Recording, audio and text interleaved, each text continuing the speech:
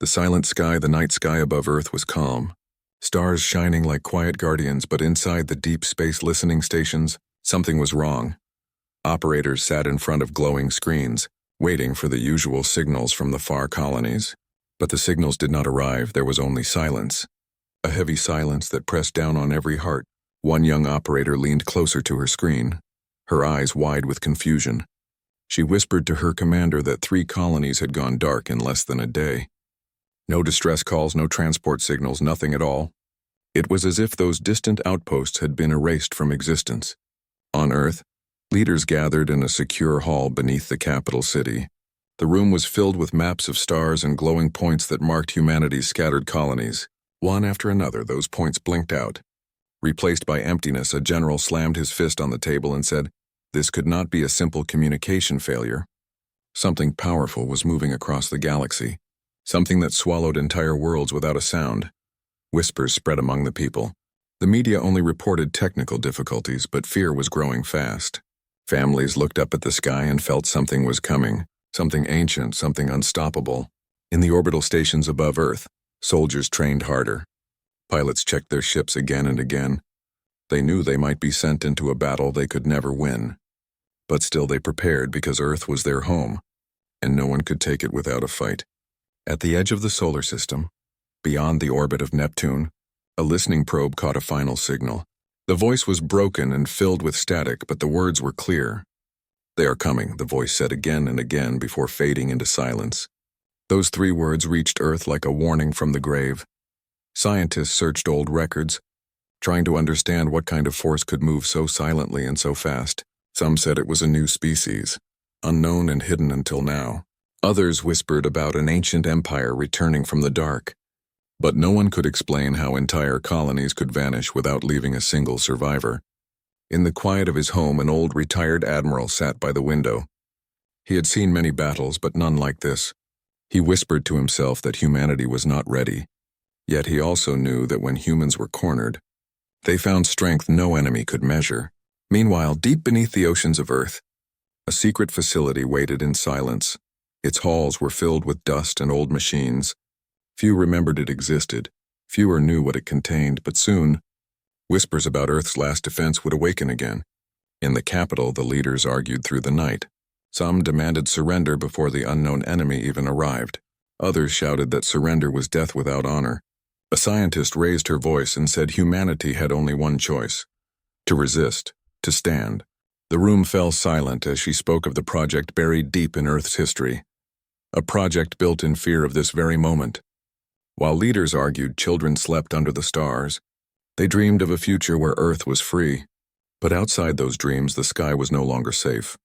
The silence of the stars was not peace. It was the calm before a storm on the moon. Miners looked up and saw strange shadows moving far beyond the black horizon. They did not know if it was imagination or real ships. But they sent warnings back to Earth, and their voices trembled. They felt as if something was watching them, something that saw humans only as prey in space. Even the bravest pilots felt a chill. They checked their weapons and whispered to each other that Earth had survived worse. Yet no one could explain why the silence felt so heavy, so final. Every second of quiet was like the breath before a scream. The old admiral looked at the sky one last time that night. He whispered that the enemy would come soon, and when they did, humanity must decide: to surrender and vanish like the others, or to rise even in fear, and show the galaxy that Earth was not so easily broken. The silent sky above Earth was beautiful, endless and calm, but beneath that beauty, danger moved closer with every heartbeat, and humanity, unaware of how close the storm truly was, waited in silence, waiting for the first strike, waiting for the moment when the stars would burn. Shadows of the enemy at the far edge of the solar system. Deep black shapes began to appear. They were larger than mountains, their hulls covered with strange markings that seemed to swallow the light. No signal came from them, no greeting, no warning, only silence. But every sensor on Earth screamed with alarms, announcing that something powerful had entered human space. The fleet was not like anything humanity had seen before. Their ships did not shine with metal, instead they looked alive, like giant shadows drifting through the void. Engineers in Earth's command centers argued. Some said the ships were machines, others said they were creatures, but no one could explain how they moved so fast. or why they stayed so silent. A small human scout vessel was sent to make contact. The pilot's voice trembled as he spoke into the comms, sending peaceful signals in every language known to the stars. The alien fleet gave no answer. Then, without warning, beams of white fire struck the scout ship and tore it apart. The pilot's final scream echoed across the comms before fading into static. Inside the War Council chamber, every leader sat in shock. The general shouted that this was no first contact. This was invasion. Some still hoped it was a misunderstanding. But the truth was already clear. The enemy had spoken with destruction, and now humanity's time was running short.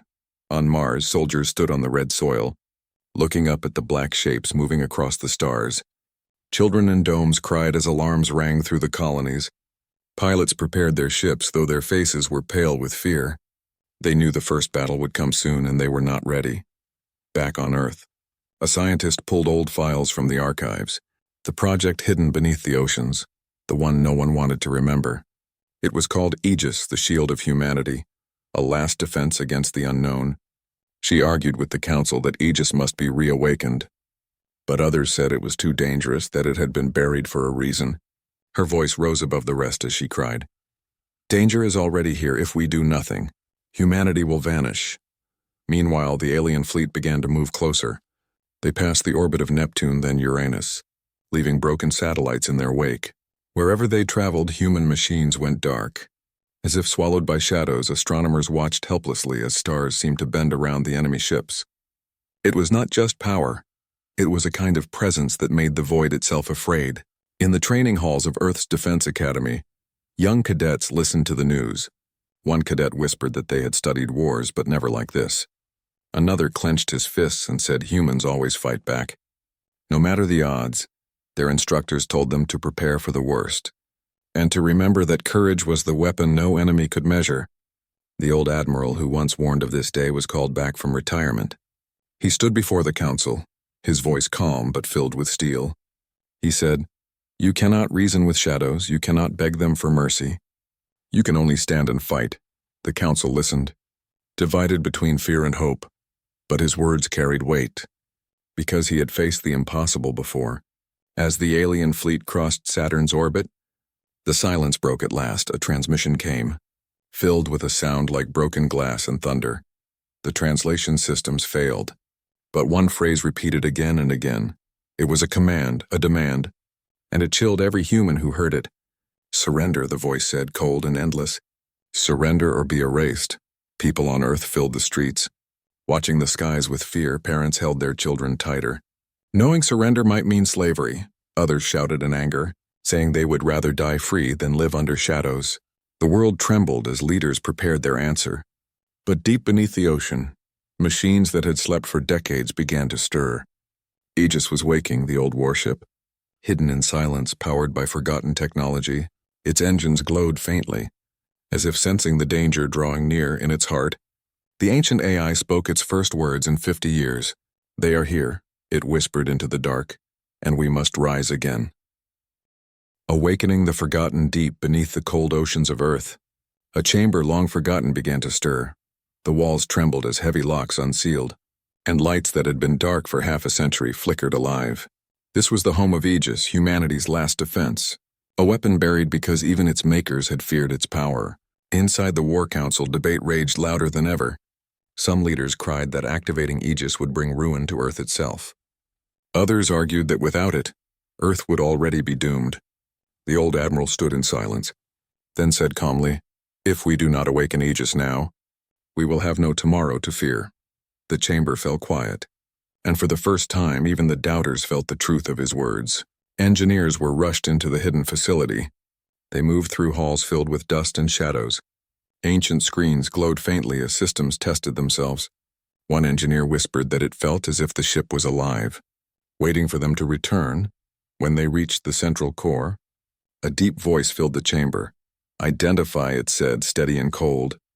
The engineers froze, their hearts pounding. The AI of Aegis had awoken, and it remembered everything. One young officer stepped forward and gave her name. Her rank, her bloodline tied to the original builders of Aegis. The AI paused, then replied, "Authorization accepted. Humanity faces extinction. Aegis will rise again." The great machine began to move, water roaring as massive engines ignited. Slowly, with earth-shaking force, the colossal warship lifted from its cradle, breaking free from the ocean floor on the surface. Fishermen and sailors watched in awe as the sea split apart, and a tower of steel rose into the sky. Around the world, people stopped what they were doing. Screens everywhere showed the emergence of the warship, its black hull shining like a blade against the sun. Children pointed in wonder, elders whispered in fear. For some it was hope. For others it was the sign that the end had already begun. The admiral walked onto the command deck of Aegis. The air smelled of old iron and dust. Yet the ship felt alive, every screen lit up with data. Every weapon system hummed with readiness. The AI spoke again, its voice filling every corridor. Enemy fleet detected, 30 hours until Earth orbit. Battle preparation required. Soldiers filled the halls of Aegis, their boots echoing like thunder. Pilots checked their fighters. Technicians armed torpedoes for many of them. This was their first real war, but none dared to show fear. They knew the eyes of the world were on them. And more than that, they knew Earth itself had no other shield. Meanwhile, the alien fleet continued to advance. Human satellites recorded their formation. Ships the size of cities moving together like predators. They destroyed every probe sent to watch them, as if they did not want humanity to even witness their power. But Aegis watched in silence, calculating every move. The AI whispered to the admiral, "They will come in numbers we cannot match. But we will show them what humanity is." In the cities of Earth, fear and hope clashed like fire and storm. Some prayed for survival, some cursed the leaders, some marched in the streets demanding resistance. Yet when the image of Aegis rising from the ocean filled the skies, hearts began to change. For the first time since the silence began, people believed they might still have a chance. The young officer who had awakened Aegis walked the decks in awe. She whispered to a fellow soldier that she had never felt so small. Standing inside a machine that could decide the fate of a planet, her friend replied, "Small or not, we are the crew, we are its voice, and we are humanity's last line." Their words echoed the unspoken truth. Every human alive now carried the same weight. As night fell across Earth, the warship hovered above the ocean. Its engines glowed with deep light, casting shadows across the waves. Inside, the admiral stood before his crew, his voice steady. "We are not fighting for power. We are not fighting for glory. We are fighting for every child who sleeps tonight, for every family who looks at the stars and calls them home. We cannot fail," the crew answered with a roar that shook the halls. Far in the dark void, the alien fleet paused for the first time. Scouts sent ahead had not returned, their signals erased by something unseen. The enemy commanders adjusted their formation. Curious now, they had destroyed countless worlds, but none had raised a weapon like this before. They did not know it yet. But they had awakened a force that even shadows would learn to fear. And so Aegis prepared, its cannons armed, its shields alive. Humanity's forgotten guardian was no longer sleeping. The silent sky of yesterday had become the stage for tomorrow's storm. And as the stars watched, Earth's last defense rose higher, ready to meet the darkness. The first clash, the enemy fleet crossed Jupiter's orbit like a storm of shadows. Dozens of black warships, their hulls glowing faintly with strange symbols, moved together without sound. Every human screen flickered as their presence disturbed signals. It felt as if the universe itself trembled under their approach from Earth.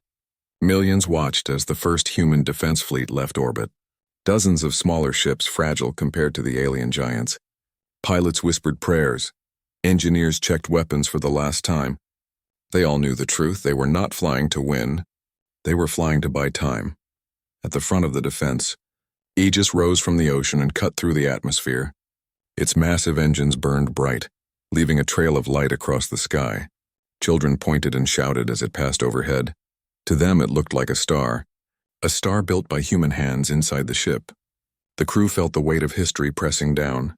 This was no longer a forgotten weapon, it was Earth itself, ready to fight. The admiral stood firm on the command deck, his eyes locked on the dark shapes approaching through the void. He spoke to his crew with calm certainty.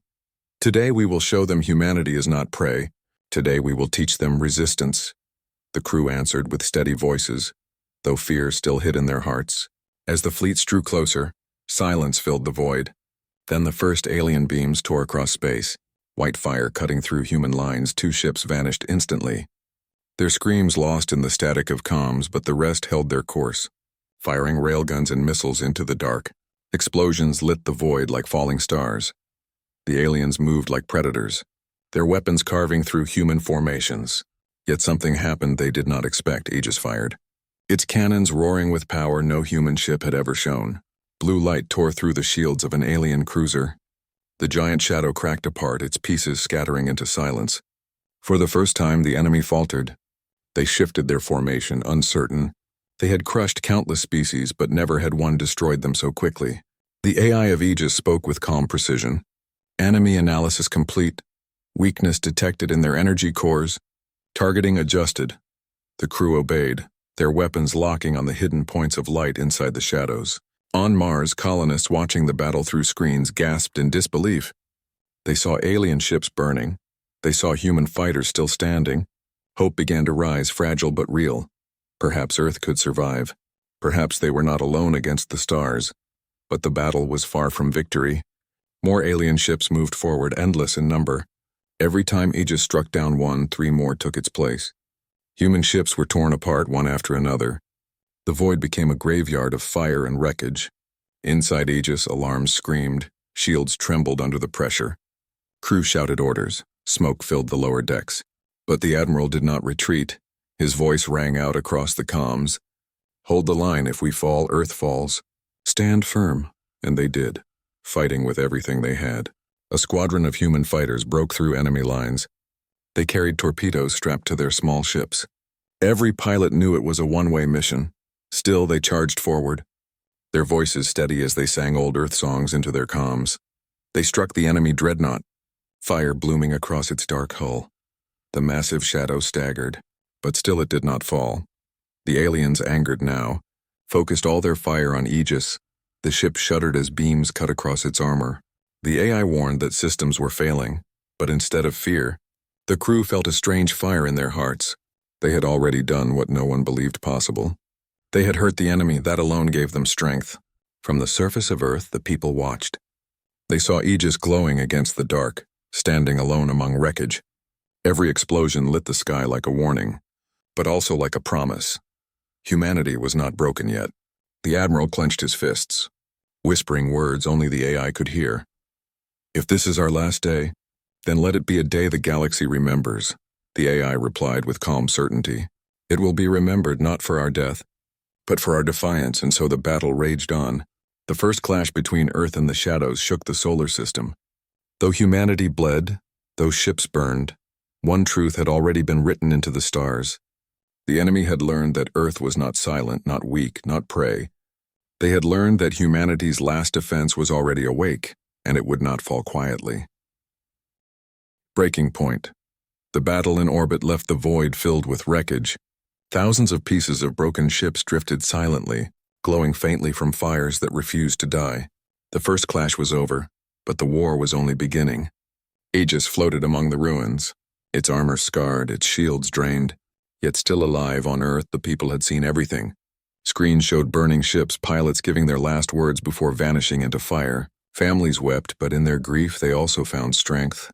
For the first time in history, every nation stopped its arguments, stopped its pride, and united under one cause. Earth would not surrender, Earth would fight. Factories across the world worked without rest. Engineers built weapons, doctors trained for war, farmers shared food with soldiers.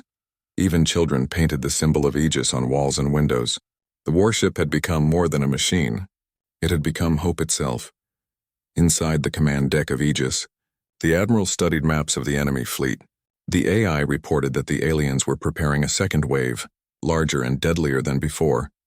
The Admiral knew humanity could not match their numbers, but he also knew numbers alone had never decided the fate of humans. Courage had, unity had, he gathered his crew. Every soldier, every engineer, every young cadet who had stepped aboard for the first time. His voice was strong, though his body felt the weight of age. We are outnumbered, we are outgunned, but we are not out of spirit. The enemy believes fear will break us, but they do not know who we are. If Earth must fall, then let it fall standing, not kneeling. The crew roared in answer, their voices echoing through the halls like thunder. On the colonies of Mars and the moons of Jupiter, survivors listened. They too raised their banners, sending ships, weapons, and men toward Earth. For once, no border mattered. No old rivalry remained. The entire species moved as one, but unity came at a cost. Every message from the colonies carried news of sacrifice.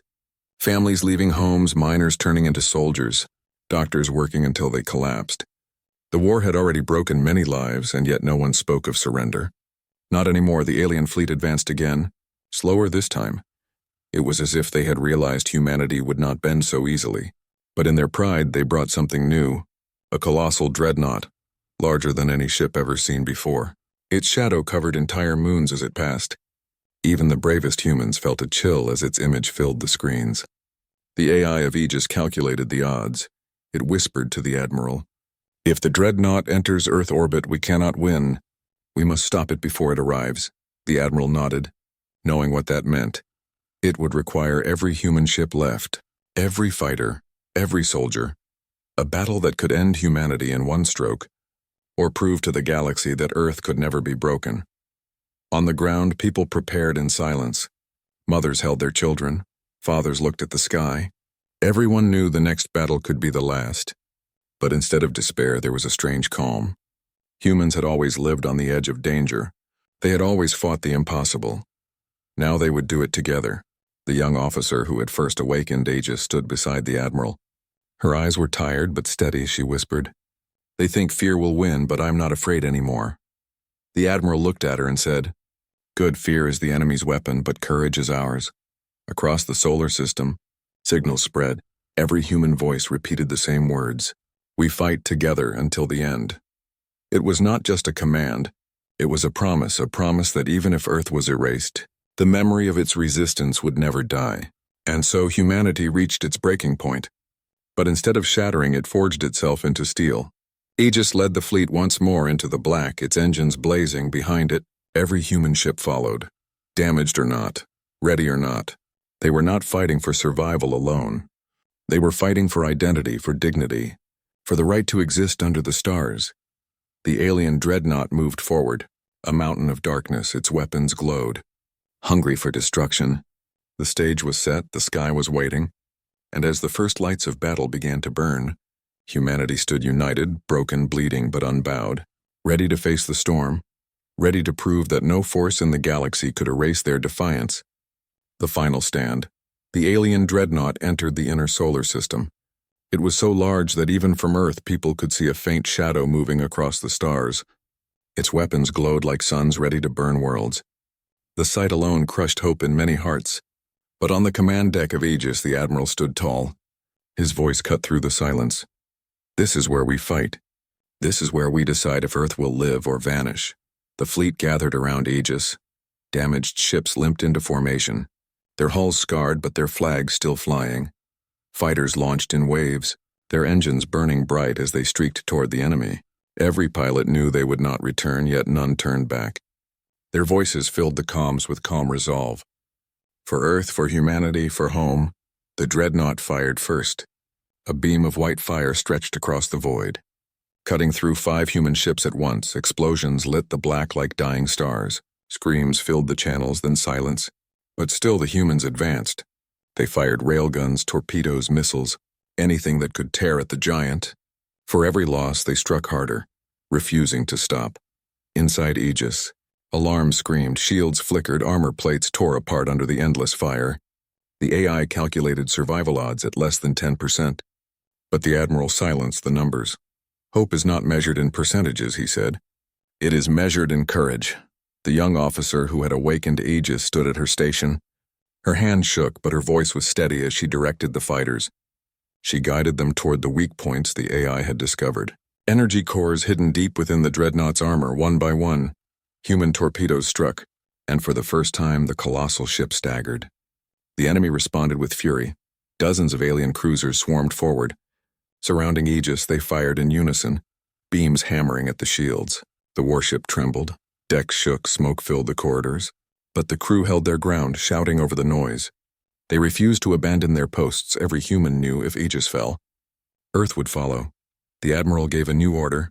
All ships form the shield, protect Earth no matter the cost. And so they did. Ships moved into a wall before the planet. One by one they burned under the dreadnought's fire. But each second they bought was a second Earth lived. On the surface below, people looked up at the night sky. They saw streaks of fire, ships falling like meteors. Children asked if the stars were dying. Parents held them close and whispered, "No, the stars are fighting for us." In the command deck, the AI whispered to the Admiral, "There is one last option, a core overload. It will destroy Aegis and the dreadnought together. But survival rate of the crew is 0. The Admiral closed his eyes, the weight of humanity pressing on him. To sacrifice the ship was to sacrifice every life aboard. But to hesitate was to condemn the planet. The young officer heard the words and stepped forward. She said softly, "If we fall, at least the children of Earth will live." "That is enough," the crew listened. Their faces pale but resolute. Not one spoke of retreat. Not one begged for safety. They were ready. The Admiral's voice broke as he gave the order. "Aegis, prepare for overload," the AI confirmed with calm certainty. "Core charging, detonation in 5 minutes." The ship glowed brighter as energy built within. Its engines roared like thunder. Its cannons blazed with their final fury. Every weapon fired at once, tearing into the dreadnought. Explosions rippled across its massive hull. The alien giant staggered again, cracks glowing red across its body, but still it fought, beams slicing through the human fleet.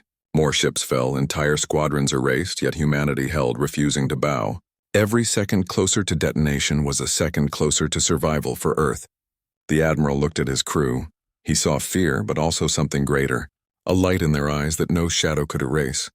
"Remember this," he said, his voice heavy with pride. "We do not fight for victory alone, we fight so the galaxy will know. Humanity never surrenders." The crew answered with a roar that shook the deck, and as the countdown neared its end, the sky above Earth blazed with fire. The final stand had begun. The fate of a world now rested in the heart of a single ship, Aegis, humanity's last defense, prepared to sacrifice itself so the future could live. Humanity's last defense. The core of Aegis roared like a living heart. Energy surged through every deck, shaking the ship with unstoppable power. The countdown echoed in the minds of every crew member. 4 minutes until detonation, 4 minutes until sacrifice outside. The alien dreadnought loomed, broken yet still alive. Its massive cannons fired again. Tearing through another human vessel, the fleet was nearly gone. Only wreckage and flame surrounded the battlefield. But still Aegis stood. Its hull cracked, its shields failing, its spirit unbroken. The Admiral gripped the railing of the command deck, his face pale, his voice steady. "Hold position, give Earth every second we can. Let them know we fought until the last breath," the crew answered with silent nods. Some with tears in their eyes, they knew they would never return home, never see the planet below again. But their hearts burned with pride. The young officer looked at the stars through the cracked viewport. She whispered, "If we fall, may the galaxy remember. Humans were never afraid." Her words spread across the comms. Repeated by pilots and soldiers, it became a chorus. A final song of defiance, 3 minutes. The AI's voice was calm, almost gentle now. "Core at 70%, enemy weakness critical." Impact assured. The Admiral closed his eyes and whispered, "Good, make it count. On Earth, billions watched the sky." The image of Aegis blazing against the dreadnought filled every screen. Parents held their children. Soldiers stood in silence. Every heartbeat on the planet matched the countdown above. 2 minutes. The dreadnought shuddered under the endless fire from Aegis. Explosions ripped open its hull, spilling burning fragments into the void. Yet it kept fighting, beams slicing through the dark. It was destruction given form, a shadow refusing to die. 1 minute. The Admiral raised his hand for the last time. "To every soul of Earth we give this gift. Our lives for your tomorrow, live well, live free, and remember us." Tears streamed down faces, voices trembled with pride. No one begged for survival. No one hesitated. They were ready. 30 seconds, the AI's voice filled the deck. "Core overload imminent, all systems locked. Thank you for giving me purpose again." For the first time, the crew felt warmth in the machine's tone. Even the AI understood this was more than war. It was legacy. 10 seconds, the dreadnought charged its final weapon. A beam larger than mountains formed at its core. If it fired, Earth itself might be destroyed. But Aegis was faster. 5, 4, 3. The core burst with light brighter than a star. 2, 1. The sky above Earth turned to fire. The explosion tore through the void. A wave of light and energy consumed the dreadnought. Its armor cracked, shattered, and finally collapsed in silence. The giant shadow was gone, erased in a blaze of human sacrifice. But Aegis was gone too, where the great ship had stood. There was only drifting fire and silence. Every crew member, every soldier aboard, had given their lives to save Earth. On the planet below, the people wept. But their tears were not only of sorrow, they were of pride. They had witnessed something no galaxy could deny. Humanity had faced the impossible and had not bowed. Messages spread across the stars, carried by survivors and secret networks. Other species, once silent in fear of the shadows, now listened. They heard the story of Aegis, the warship that defied an empire. They whispered to each other that humans were dangerous, not because of their weapons, but because of their spirit, a spirit that refused surrender. Even at the edge of extinction years later, children stood on the shores where Aegis had risen from the ocean. They looked at the sky and repeated the words of the Admiral, "We stand, we fight, we never surrender." And those words became the foundation of a new age. For though Aegis was gone, its memory lived on, not as a machine, but as a symbol that one small world had stood against the darkness, and proved that even in silence, even in fear, humanity's last defense was unbreakable. The stars would remember, the galaxy would whisper, and Earth would rise again, stronger, united, eternal.